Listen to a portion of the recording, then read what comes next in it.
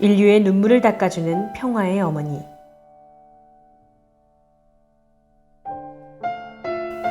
댄버리에 울려 퍼진 승리의 노래. 1970년대에 워싱턴 모뉴먼트 대회가 불씨가 되어 미국에서 통일 원리가 들불처럼 번져나가자 우리에게 반발하는 움직임이 조직적으로 일어났습니다. 결국 문 총재는 1981년 10월 탈세 혐의로 뉴욕 연방지방법원에 여러 차례 출두했습니다. 그때마다 성명서를 통해 이번 시한은 인종차별과 종교적 편견의 결과라고 반박했습니다. 그리고 나는 미국과 세계 인류를 위한 희생과 봉사의 삶을 살아왔기에 한치의 부끄러움도 없다고 밝혔습니다. 문 총재는 아무런 잘못이 없음에도 미국 정부의 의도대로 1982년 5월 18일 유죄 판결이 내려졌습니다.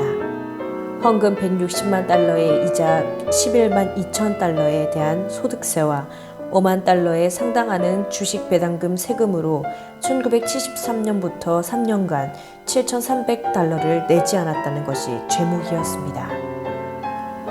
유죄가 선고되자 오히려 미국 종교계와 민간단체들이 종교에 대한 명백한 탄압이라며 곳곳에 일제히 들고 일어났습니다.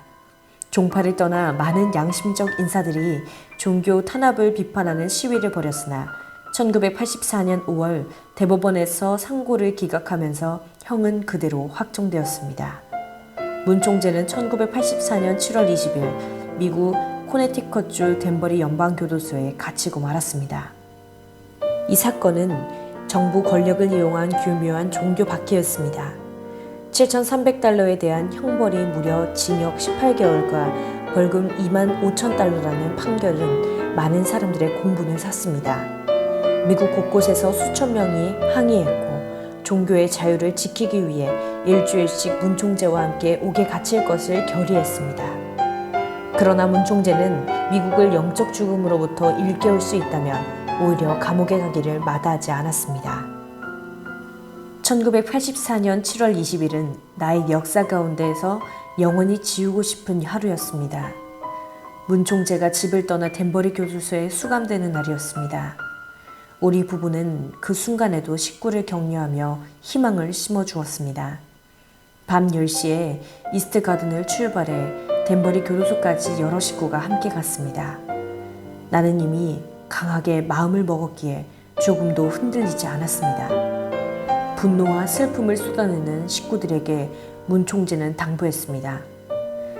나를 위해 울지 말고 미국을 위해 기도하세요. 교도소로 들어가는 남편의 등 뒤로 진한 어둠이 내려앉았습니다. 나는 식구들을 다독여 발걸음을 돌리게 했습니다. 남편이 이국 땅에서 억울한 옥살이를 해야 했건만 나는 저들을 용서해야 한다고 생각했습니다.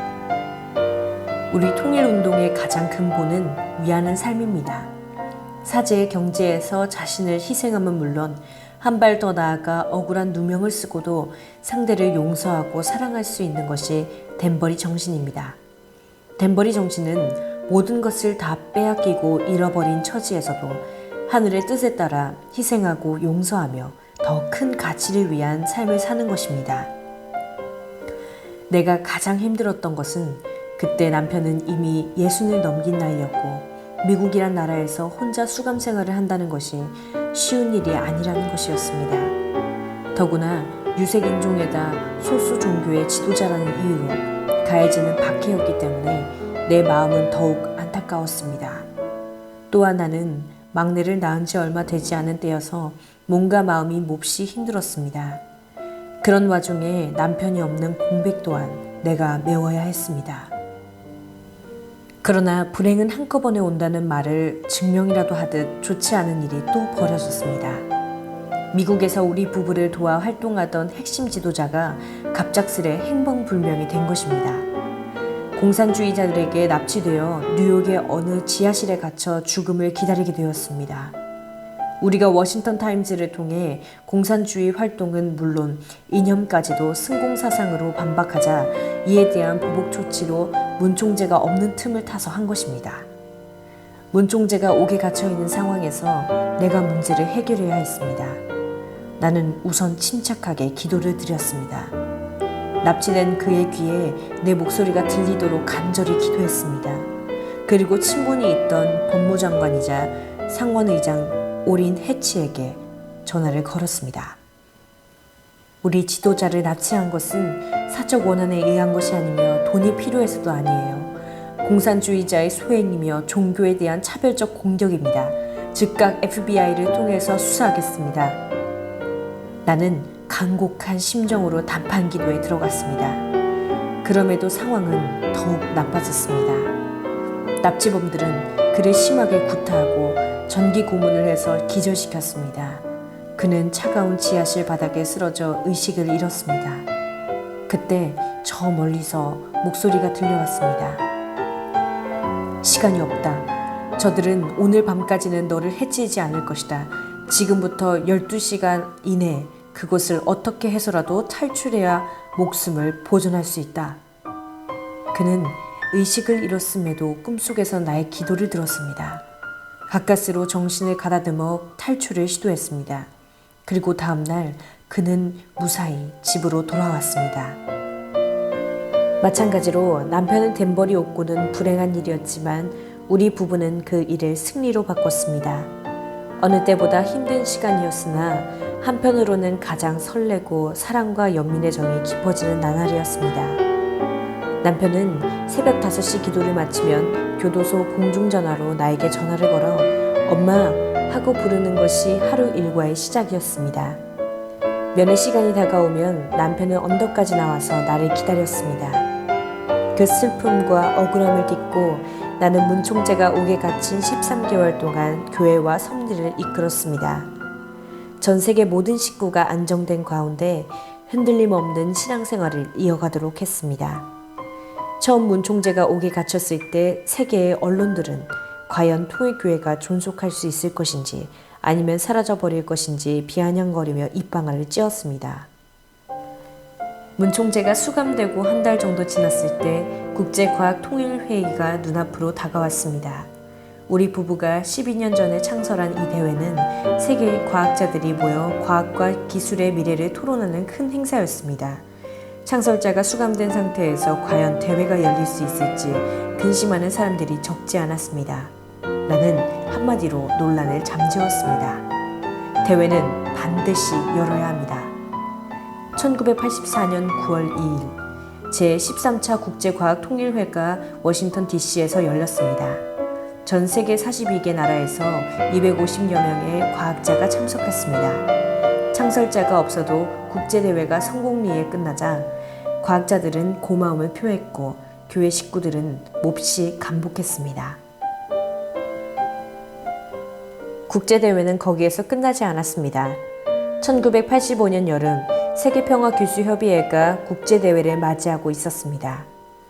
역시나 창립자가 수감되어 있는 상황에서 대회 개최가 가능할지 걱정이라는 이야기들이 들려왔습니다.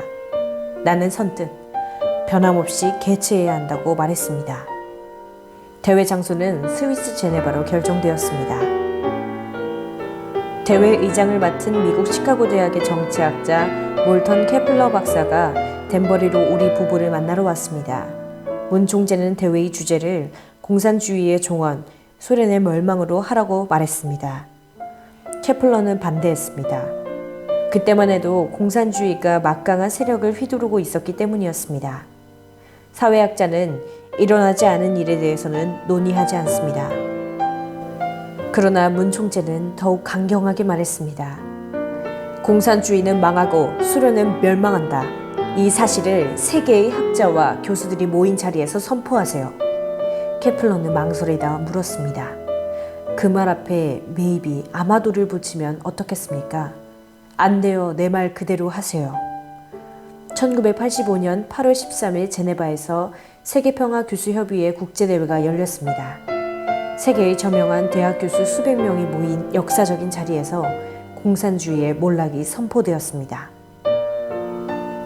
공산주의는 5년 이내에 멸망합니다. 참석자들은 깜짝 놀랐습니다. 아직 일어나지 않은 일을 확신을 가지고 선포한 것에 놀랐고 대회장 바로 앞길 건너편에 소련 대사관이 버티고 있음에도 소련 제국의 멸망을 장담한 것에 또 놀랐습니다. 그러나 그 후 우리의 예측대로 소련의 공산주의는 막을 내렸습니다. 남편이 옥에 갇힌 것은 내가 갇힌 것이나 마찬가지였습니다. 남편의 옥살이는 2000년 전 예수님이 빌라도의 법정에 섰다가 혈혈단신으로 십자가에 내몰린 것과 다를 바 없었습니다. 언제 문총재를 위해야 할지 모를 세력들이 호시탐탐 기회를 넘보고 있었습니다. 그들과 함께 생활해야 하는 남편의 안위는 누구도 장담할 수 없었습니다. 그것은 예수님을 십자가에 내준 것과 다름없는 현대판 골고다였습니다. 그러나 우리 부부는 그 고난을 겪으면서도 결코 좌절하지 않았습니다. 나는 어디에 있더라도 하나님의 뜻을 위해 사랑을 실천하고자 몸과 마음을 다했습니다. 그런 고달픈 인생 행로를 묵묵히 걸어 평화와 우주의 어머니이자 인류의 중보자 독생녀로서 소명을 다해 나왔습니다.